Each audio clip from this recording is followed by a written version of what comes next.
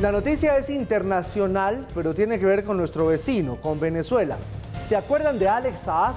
Es el testaferro de Nicolás Maduro, el hombre que conoce todos los secretos oscuros del presidente venezolano. Estaba preso en los Estados Unidos. Pero aquí vemos un ejemplo de política real, lo que llaman la realpolitik, como dicen los norteamericanos. Lo dejaron libre, y lo dejaron libre a cambio de la libertad de por lo menos 30 ciudadanos opositores venezolanos y varios ciudadanos estadounidenses. Eso sí, Alex Saab llegó a Caracas como si fuera un rey, recibido con todos los honores. Es cierto, este fue un proceso de canje que lo decidió también el gobierno de los Estados Unidos. Se venía rumorando desde hace mucho tiempo que esto iba a pasar y bueno, pues ahora ya es una realidad. Llegó rápidamente, en cuestión de horas, Saab a Caracas y allí, bueno, Nicolás Maduro, cuando lo recibió, reveló varias cosas. Dijo que medió en todo este proceso Qatar y que además esto hizo parte, este canje que hoy se consolidó, de los acuerdos que se lograron en Barbados con la oposición. Ya se encuentra en territorio venezolano. Luego de 3 años encarcelado, Alex Saab fue puesto en libertad por la justicia estadounidense y trasladado a Caracas. Allí fue recibido por la primera dama Cilia Flores y su esposa Camila Fabri junto con sus 5 hijos. A cambio, Nicolás Maduro prometió la liberación de al menos 20 personas, incluidos 10 estadounidenses que se encontraban detenidos desde hace varios años en Venezuela. Por ahora, varios de ellos ya han sido liberados. Saliendo los 6 sindicalistas presos arbitrariamente por defender derechos. Libertad, Venezuela. Solo instantes después de haber aterrizado en Caracas, Alex Saab salió de inmediato al Palacio de Miraflores para reunirse con Maduro, quien celebró la liberación. Ahí lo vemos saludando un estrecho y fraterno abrazo también al presidente de Venezuela, Nicolás Maduro. Darle la bienvenida a este hombre valiente, patriota, que resistió 1280 días, 40 meses, las condiciones más adversas, más dolorosas de secuestro. Saab, de 51 años, fue detenido en Cabo Verde el 12 de junio del 2020 en medio de acusaciones de lavado de dinero por parte de Estados Unidos, a donde fue extraditado en octubre del 2021. Su detención se dio en medio de un viaje que realizaba hacia Irán, a donde fue enviado por Venezuela como diplomático en un viaje con fines presuntamente humanitarios. Mientras tú estabas secuestrado y torturado en Cabo Verde, infame Cabo Verde, todas esas vacunas y medicinas llegaron. Cuando aquella crisis tremenda por el bloqueo, toda la gasolina que tú conseguiste en el mundo llegó.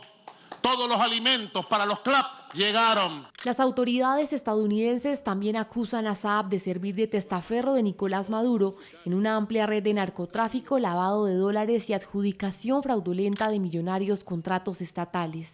El colombiano, quien se encontraba detenido en una cárcel de Miami, negó todos los cargos. Gracias al pueblo de Venezuela, me siento orgulloso de servirle al pueblo de Venezuela y de servirle a este gobierno, un gobierno humano, un gobierno leal, un gobierno que no abandona y un gobierno que, como yo, nunca se rinde. El canje entre la administración Biden y el oficialismo de Venezuela se da como parte de las negociaciones que se vienen adelantando junto con la oposición y que ya han tenido como resultado el alivio de sanciones a la industria petrolera de Venezuela por 6 meses. Esto a cambio de que Maduro allanara el camino para elecciones libres el próximo año, habilitara a los candidatos presidenciales de la oposición y liberara a los presos políticos, incluidos los estadounidenses. Ojalá se consiga el camino para un proceso de respeto, de tratamiento igualitario y de entendimiento entre los Estados Unidos de Norteamérica y la República Bolivariana de Venezuela. Hoy se ha dado un paso que ojalá abote en ese camino. El pasado 30 de noviembre se venció el plazo para que Maduro revirtiera la prohibición que impide que su principal oponente, María Corina Machado, se postule para las presidenciales, por lo que se espera que en los próximos días el Tribunal Supremo de Justicia de Venezuela haga un pronunciamiento preliminar sobre el proceso de habilitaciones de los políticos opositores. Sobre este tema, Red Más Noticias conoció en exclusiva la carta que envió un líder opositor venezolano al presidente de los Estados Unidos, a Joe Biden, para abrir la posibilidad de un canje de estadounidenses por el colombiano Alex Saab hace más de un año. Leoceris García, quien es coordinador nacional de Pro Ciudadanos, nos contó en Red Más Noticias que el 23 de agosto del 2022 planteó que unos delegados de alto nivel de los Estados Unidos negociaran con el gobierno de Venezuela. Pro Ciudadanos hizo llegar una carta al presidente Biden donde recomendaba un canje total por los rehenes en manos del gobierno de Venezuela estadounidense a cambio del señor Alex Saab, que está vinculado a las autoridades venezolanas. Entonces nosotros proponíamos la mediación del gobernador Bill Richardson, al cual me unió una gran amistad y con el cual trabajé muchísimos temas en Venezuela, pero apareció Roger Caster, con el cual converso con frecuencia. De manera que lo que ha habido es un cambio pragmático, difícil, para llegar al punto que se quiere llegar a Venezuela, que es a una normalización política que permita una salida electoral, una salida de elecciones libres. Hay que tomar decisiones difíciles. Bueno, pues este líder opositor venezolano con esas relaciones bipartidistas ahí en Estados Unidos reconoció eso un poco que nos estaba diciendo, este cambio que era pragmático, y dice que lo que se busca aquí es llegar a un punto para que en Venezuela pues ya venga esa normalización política con una salida electoral con elecciones libres. Significa que si a mí me preguntaran si yo celebro la liberación de Alex Saab, yo respondería que no. Pero si tengo que evaluar políticamente cuán beneficioso es eso para el futuro democrático del país, entonces yo aplaudo esa decisión.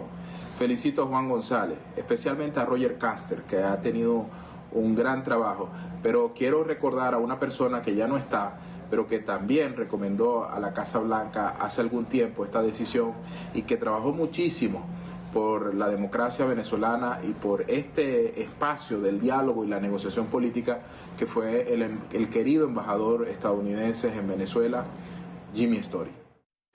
A través de un comunicado, el presidente Joe Biden explicó el proceso del canje y el porqué de su decisión.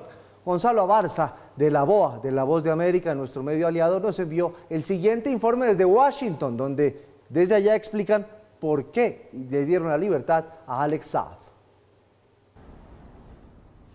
La noticia se produce aquí en Washington. En este momento la Casa Blanca confirmando un canje de prisioneros estadounidenses y venezolanos por la liberación de Alex Saab, un aliado del presidente de Venezuela, Nicolás Maduro. El presidente Joe Biden expresó en un comunicado lo siguiente, comillas, nos estamos asegurando de que el régimen de Venezuela honre sus promesas del anuncio de una hoja de ruta electoral en un acuerdo con la oposición y cuyo objetivo son las elecciones presidenciales competitivas en 2024. Hoy, el gobierno de Maduro está liberando a 20 prisioneros políticos, dice el comunicado. Agrega que Estados Unidos está observando este proceso con mucho detenimiento y adoptará las medidas pertinentes si es necesario. En cuanto a Saab, recordemos que fue acusado por los fiscales de Estados Unidos de ser testaferro de Maduro y fue detenido en 2020 bajo cargo de lavado de dinero. De acuerdo a los fiscales, Saab desvió unos $350 millones de Venezuela a través de Estados Unidos en un plan de sobornos a funcionarios venezolanos. Saab estaba preso en Miami desde el 2021, cuando fue extraditado tras un año de detención en Cabo Verde, en la costa noroeste de África. Y bien, desde Washington informó Gonzalo Abarca, de La Voz de América, para Red Más Noticias. Y mientras tanto, aquí en Colombia abandonada está la casa de Alex Saab en Barranquilla, una propiedad muy lujosa que ocupa varias cuadras en un sector exclusivo de la ciudad. La casa ahora está en poder de la SAE. A mediados de 2020, cuando Alex Saab fue capturado en Cabo Verde como presunto testaferro de Nicolás Maduro, la Fiscalía General de la Nación impuso medidas cautelares de embargo, secuestro y suspensión del poder dispositivo sobre 7 inmuebles propiedad del polémico empresario en Barranquilla. Entre los predios está una lujosa mansión de 3.700 metros cuadrados, ubicada en el exclusivo sector de Río Mar, en la capital del Atlántico, que está valuada en 28.000 millones de pesos. La vivienda cuenta con toda clase de lujos, 5 habitaciones, varias salas para compartir, piscina, cine, jacuzzi, sala de masajes, amplios jardines, hasta una cancha de tenis profesional y ocupa casi toda una manzana. En esta casa vivió Saab los últimos años que estuvo en Colombia con su esposa, la modelo italiana Camila Fabri. Aunque luego de tomar control sobre la mansión, la Sociedad de Activos Especiales la puso en venta por aproximadamente 10.000 millones de pesos, la vivienda no ha sido vendida y se encuentra en estado de abandono. Además de la mansión, la Fiscalía también impuso medidas cautelares a un apartamento de 379 metros cuadrados, 2 lotes, una casa y 3 garajes, también en sectores exclusivos de Barranquilla, cuyo valor estimado es de 35.000 millones de pesos. Eso se llama la política real de carne y hueso. La política en donde los hacer. Estados Unidos dice primero mis intereses y luego los demás intereses. Para muchos se perdió la oportunidad histórica de poder llevar a Nicolás Maduro a un juicio ante, valga la redundancia, la justicia de los Estados Unidos por lavado de activo con el tema ASAF. Pero Estados Unidos toma la decisión, primero mis ciudadanos, vamos a liberar a los que están injustamente detenidos en Venezuela y a los líderes opositores. Ahora, si Estados Unidos cree que Maduro va a cambiar y va a dejar el poder por esto, no creo. Pues esa es la pregunta del millón, si esto realmente se va a traducir en elecciones libres, si con este canje que se hizo, aparte de que los ciudadanos norteamericanos pues vuelvan a su territorio bien sanos y salvos, ¿esto va a ir un poco más allá? Esa es la pregunta del millón, pero mire que Maduro Esto se queda en un hoy, canje de prisión, de detenidos por otro detenido de los Estados Unidos. Pero mire que Maduro decía hoy cuando recibió a Alex Saab con bombos y platillos que este canje estuvo a punto de lograrse con Donald Trump, que no se pudo, o sea que no es un tema solamente de Biden, dice Nicolás Maduro, hay que ver si realmente fue así. En realidad lo que nosotros atestiguamos como simples observadores de esa relación entre Estados Unidos y Venezuela es si por las buenas o por las malas. Es decir, si uno se va por las malas en las relaciones entre los dos países, lo que buscaría es que Estados Unidos hiciera la presión suficiente para producir, para inducir un cambio democrático en Venezuela. ¿Qué son irse con las medidas que tienen en la mano? Con sanciones económicas, con sanciones de otra índole, por ejemplo, teniendo a Alex Saab, por ejemplo, si prosperara el proceso en la Florida condenando a Alex Saab o entrando en una negociación con él, etcétera, etcétera. Ese camino parece haber sido totalmente infructuoso, por lo menos como ha sido intentado hasta el momento.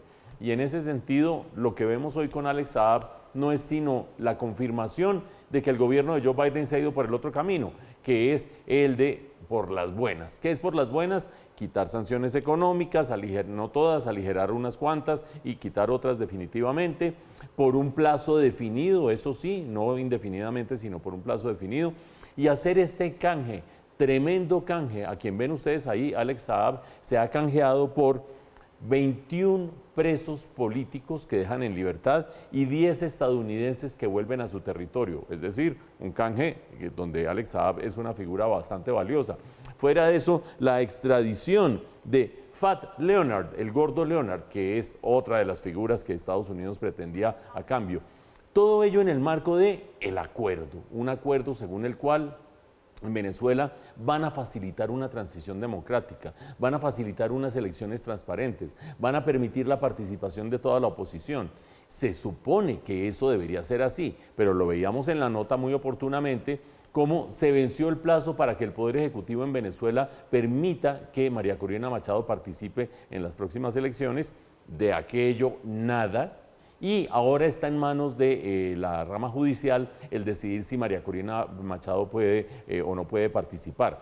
Habrá que ver si esta medida en este momento termina generando ese efecto. Yo francamente lo dudo, y lo dudo por la actitud que ha tenido Nicolás Maduro en todo este proceso, que además en la mitad de tremenda negociación mete su mano en el mapa de Guyana con la reclamación del Esequibo. Mejor dicho, no da un solo paso en el sentido correcto. A pesar de eso, pues la posición de Estados Unidos puede ser la que estamos viendo en este momento, y es: vamos a agarrar a la gente que podemos traer aquí, los canjes por unos, los canjes por los otros, y vamos a dejar al gobierno de Nicolás Maduro sin ningún pretexto para decir que incumplió. Si no hay pretexto y termina incumpliendo, pues se acaba el acuerdo. Y así terminaría todo, sí, pero se perdería, como decía Giovanni y Paula hace un momento, una oportunidad maravillosa de que Alex Saab, a quien ven ustedes allí, que ha sido señalado no solo de lavar dinero, sino de ser testaferro de Nicolás Maduro, de decir unas cuantas verdades. No faltará quien diga que las dijo en estos 3 años y medio y que no nos hemos enterado aquí. Pues si no nos hemos enterado, qué bueno sería enterarnos en el futuro, pero yo francamente creo que esas sonrisas son genuinas de lado y lado. Se llama Real Politics, así le dicen. El otro tema tiene que ver con Colombia, lo que está pasando con nuestro país, que se convirtió en una ruta para que los ciudadanos, algunos ciudadanos africanos, lleguen y busquen el trampolín para llegar hacia los Estados Unidos, porque en Colombia no se necesita esa visa de tránsito. El problema es tan delicado y quedó evidenciado con los 2 niños que aparecieron después de 10 días de vivir en El Dorado, provocó que las autoridades tomaran medidas fuertes, de hacer controles, de hacer revisiones en el aeropuerto constantemente para que esto no se convierta en una situación habitual. Paula. Esa es la noticia hoy respecto a esta situación de lo que está pasando con la migración en el aeropuerto El Dorado. Se anuncia un nuevo protocolo en el que se ajustan varias tuercas y se comprometen Migración Colombia, las autoridades encargadas del aeropuerto El Dorado e incluso las aerolíneas. Entre esas medidas que se van a tomar, bueno, pues se ha dicho que se va a poner en marcha como una especie de patrullaje que se va a estar haciendo periódicamente para detectar si hay menores de edad o personas migrantes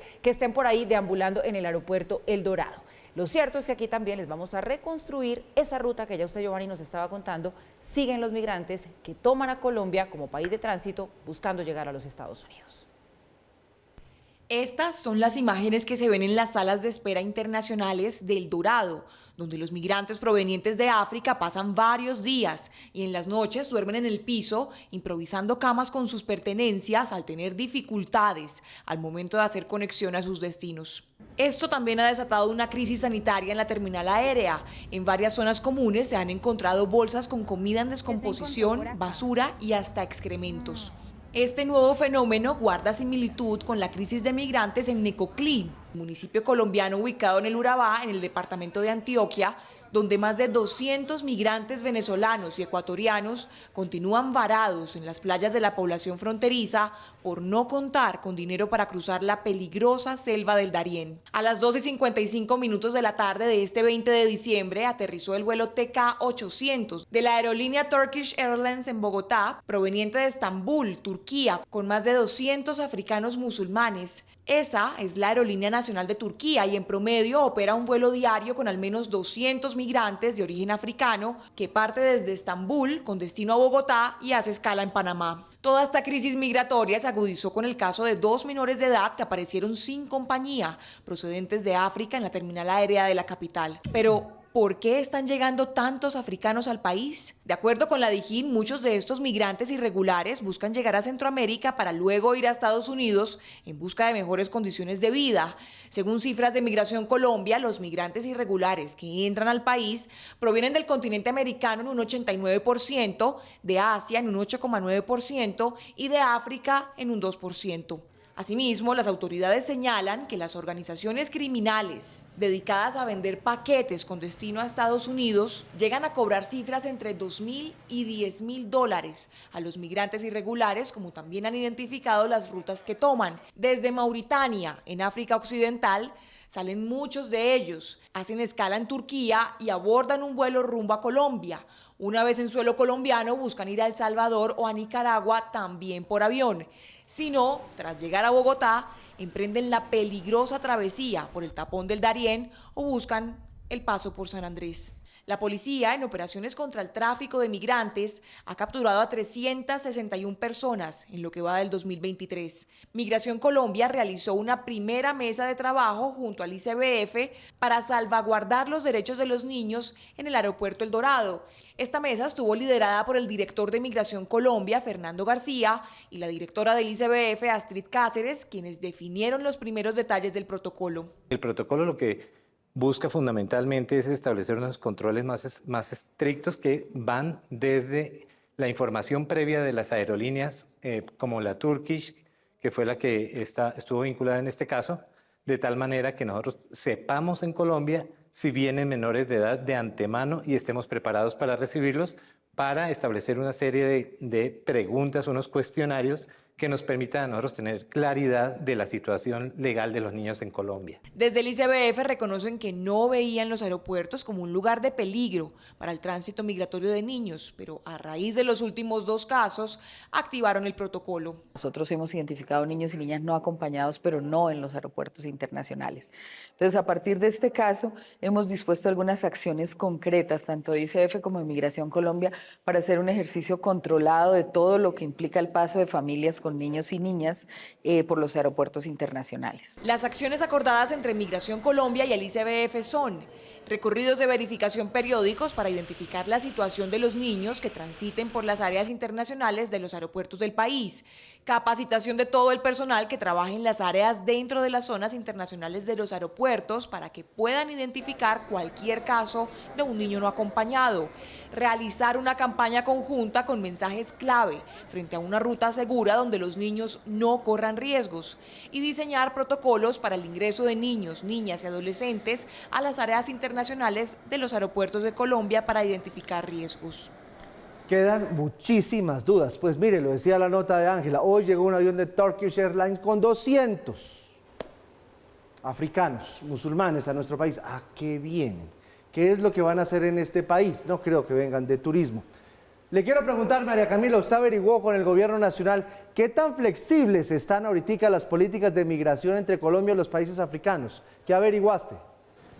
Giovanni, televidentes, buenas noches. Pues consultamos a la vicepresidencia de Colombia frente a estas flexibilizaciones que ha intentado el gobierno adelantar. No hemos recibido una respuesta concreta. Sin embargo, investigando sí encontramos que la vicepresidenta Francia Márquez a inicios de este año realizó una visita de alto nivel a Sudáfrica, Kenia y Etiopía, donde logró acuerdos no solamente en educación, transporte, empoderamiento de la mujer, también comercio, sino también de visado. Y en la siguiente nota les explicamos cuáles fueron esos acuerdos a los que llegó la vicepresidenta Francia Márquez.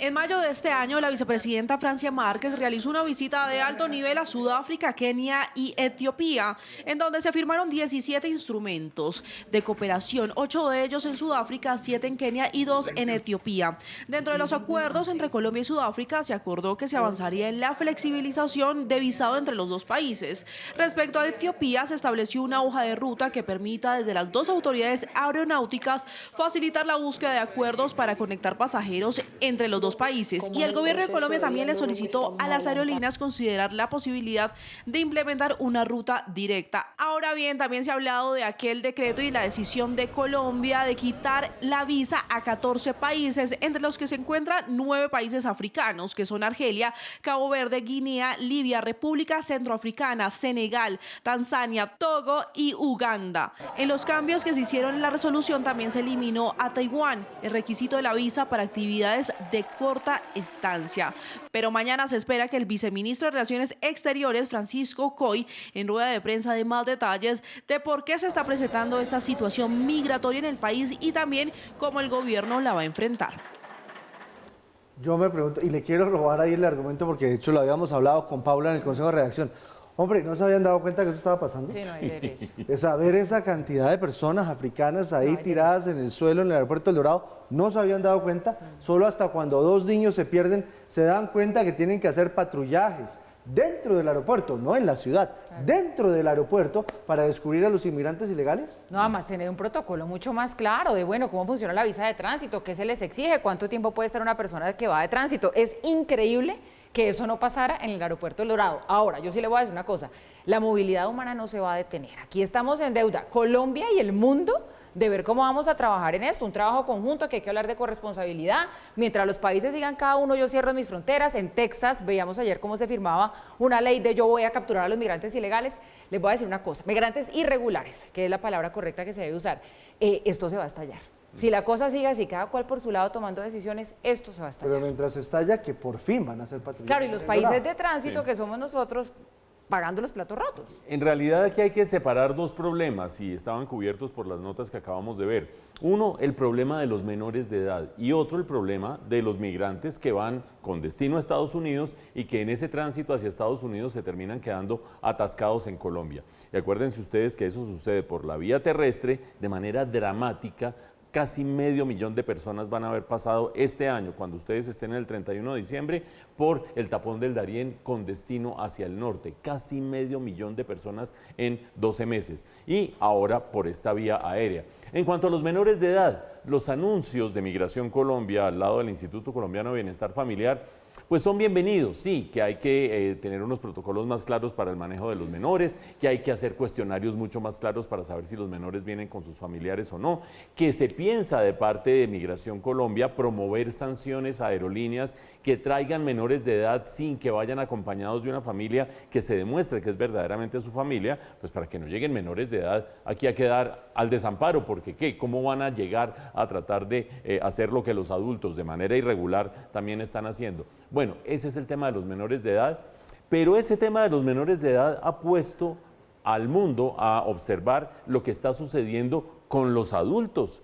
En este momento, dicen las cifras más o menos calculadas por distintos observadores, puede haber, mientras ustedes ven este noticiero, más de 60 personas allí, en las sillas, acostados, en el piso, etcétera, etcétera, atascados, adultos africanos atascados en el aeropuerto El Dorado, porque no logran redondear su viaje. Acuérdense ustedes, esto arranca con $10.000 que se pagan por parte de ciudadanos africanos, más o menos, que llegan a Turquía, allí toman su vuelo, llegan a Bogotá, aquí deberían tomar un vuelo que debería ir a El Salvador o debería ir a Guatemala, y allí por tierra seguirían hacia Estados Unidos. Y en algún momento se les acaba o el dinero o se les acaban los mecanismos para tener el último vuelo y dar ese último paso. Y ahí es donde terminan atascados en el aeropuerto El Dorado.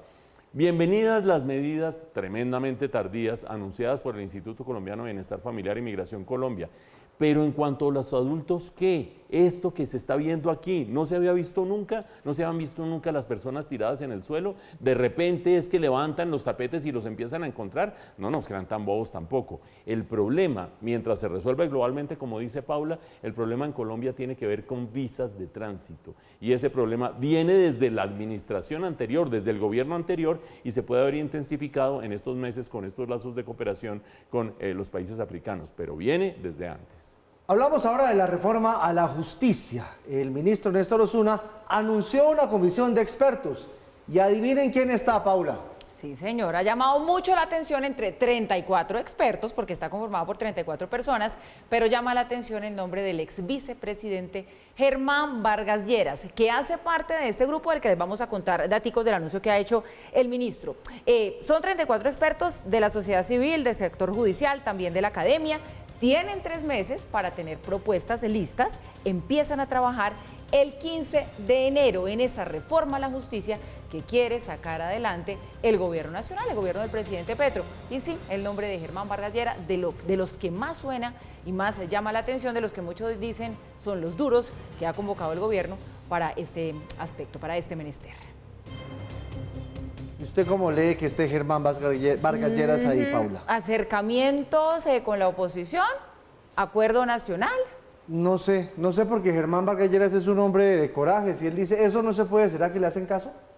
Yo creo que no hay acercamiento político, yo creo que no es que se esté reblandeciendo, yo creo que no es que se esté aquí dando mermelada para que la oposición se termine neutralizando. Si ustedes ven lo que ha hecho Germán Vargas Lleras en los últimos meses frente al gobierno, si ustedes ven las columnas regularmente, no solamente desde el punto de vista programático, de críticas, de señalamientos, etcétera, en sus columnas, sino también fácticamente en las elecciones regionales. El tremendo respaldo que le dio Germán Vargas Lleras a opositores al gobierno en elecciones regionales.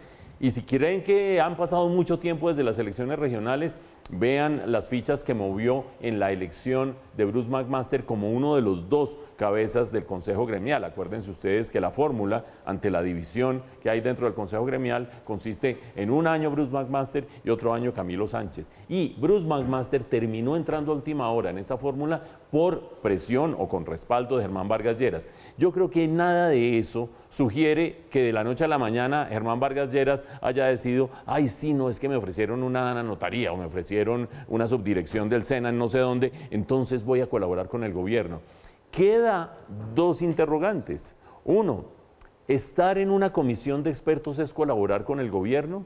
y ahí habrá quienes dicen, sí, claro, porque estaba avalando y qué sé yo. No, de pronto está fijando sus puntos de vista de manera genuina y llegado el momento en que empiecen a aparecer exabruptos, va a decir, yo lo advertí en su momento que eso no debería ir por allá y nunca me hicieron caso. Es posible que la cosa vaya por allá.